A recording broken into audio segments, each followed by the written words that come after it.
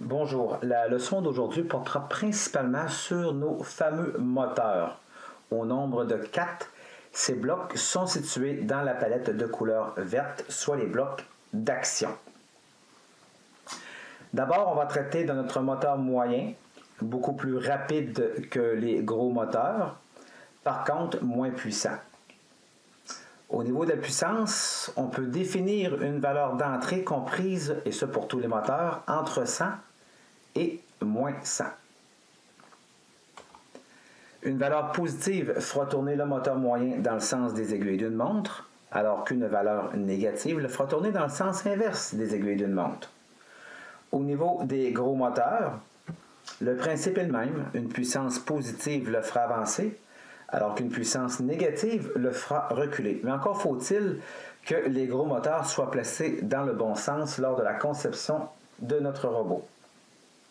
Maintenant, au niveau du bloc déplacement et direction, ce bloc peut faire avancer, reculer, tourner et arrêter le robot. Vous pouvez régler la direction pour que le robot avance tout droit, décrive un arc de cercle ou même tourner sur lui-même. Les robots peuvent également reculer. Utilisez le bloc déplacement et direction avec les véhicules équipés de 2 gros moteurs, l'un entraînant le côté gauche et l'autre le côté droit. Alors dans ce cas-ci, le port B indique la roue de gauche, alors que le port A, la roue de droite.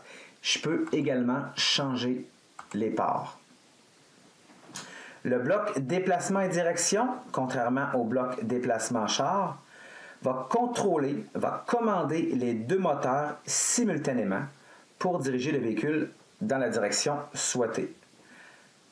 Par exemple, dans le premier bloc qui suit, il y a un arc de cercle qui se fait du côté droit, ce qui veut dire que forcément, la roue B ira beaucoup plus rapidement que la roue C. Donc, si je demande que mon robot effectue un arc de cercle de 1000 degrés vers la droite, ici, il faut faire attention, le 1000 degrés, c'est la roue B, soit la roue la plus rapide.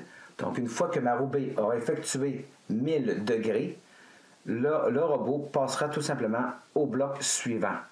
Donc, le 1000 degrés, ce n'est pas l'arc de cercle du robot, mais bien la roue qui tourne de 1000 degrés.